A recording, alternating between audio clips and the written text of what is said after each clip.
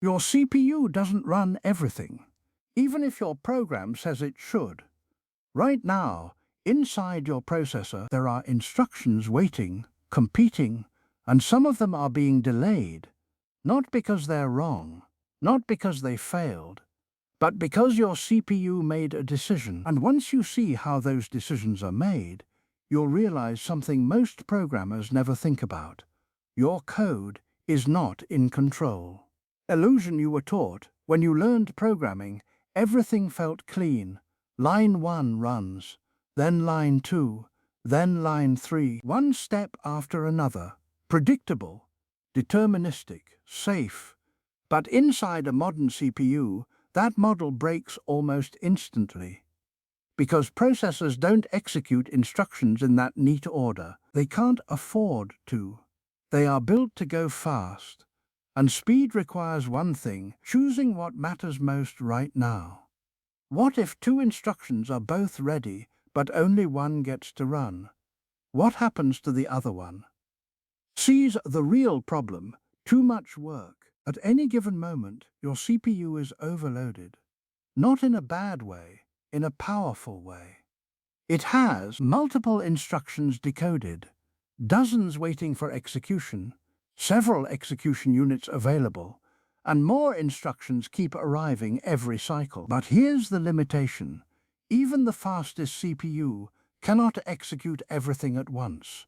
There are limits, physical limits, structural limits, timing limits. So the CPU must constantly ask, what should I run right now, and what can wait? And here's where things start to get uncomfortable. The answer is not the next instruction. Where instructions really wait, inside the CPU, instructions don't go straight to execution. They enter waiting areas, queues, buffers, structures designed to hold them until the moment is right. These include issue queues, reservation stations. Think of it like a departure board at an airport.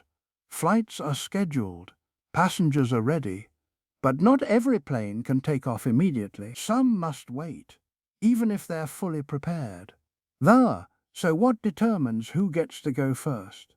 It's not fairness, it's not order, it's something far more brutal.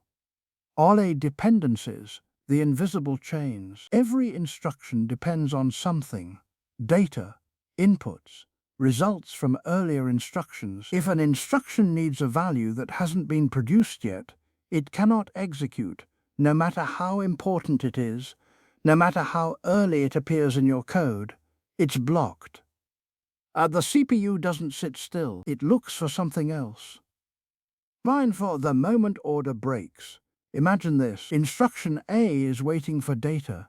Instruction B further down your code is ready. No dependencies, no delays. So what does the CPU do? It skips A and executes B first. Out of order.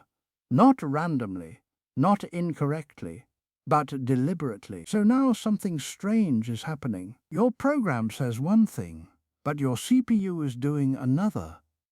Sincere's engine, this is where the real intelligence of the CPU lives. Every cycle, it scans all waiting instructions, and it evaluates. Are the inputs ready? Is there a free execution unit? Can this run immediately? If the answer is yes, the instruction is selected. If not, it stays behind, waiting. But what if multiple instructions are ready at the same time? Now things get competitive, since competition inside your CPU. This is not passive scheduling, this is active selection. Instructions compete for resources: arithmetic units, floating point units, memory access units. And when two instructions want the same resource, only one wins, the other waits. And that choice happens billions of times per second. Fan. Some instructions get ignored. Let's be clear, instructions are not deleted, they're not forgotten, but they are delayed. Sometimes repeatedly, sometimes long enough to affect performance. Why? Because something else was faster, simpler, available sooner.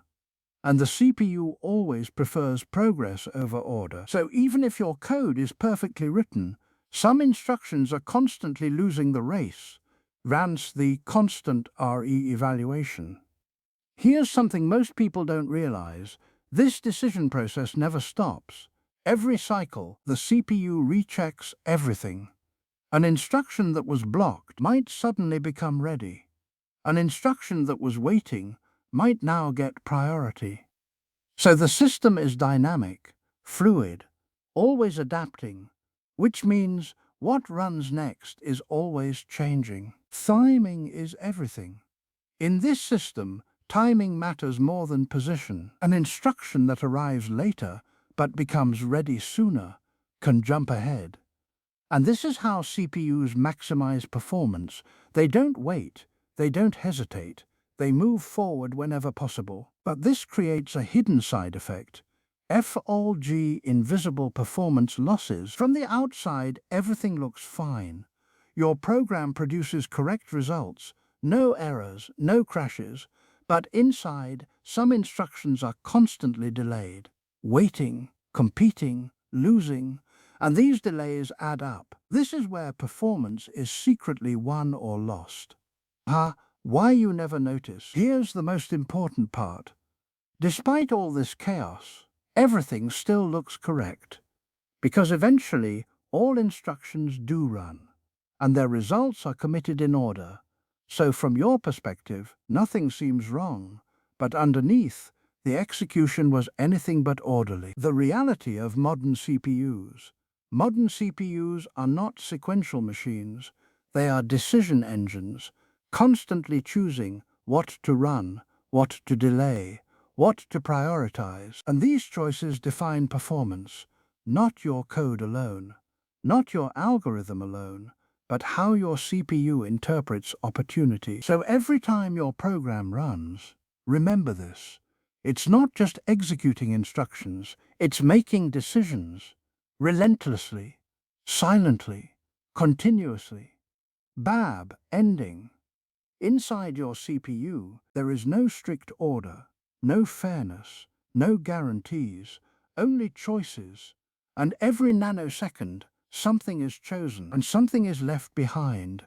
If you want to understand what happens next, how the CPU eventually restores order, and why everything still appears perfectly sequential, watch the next video. Because what happens after execution is where the real illusion begins.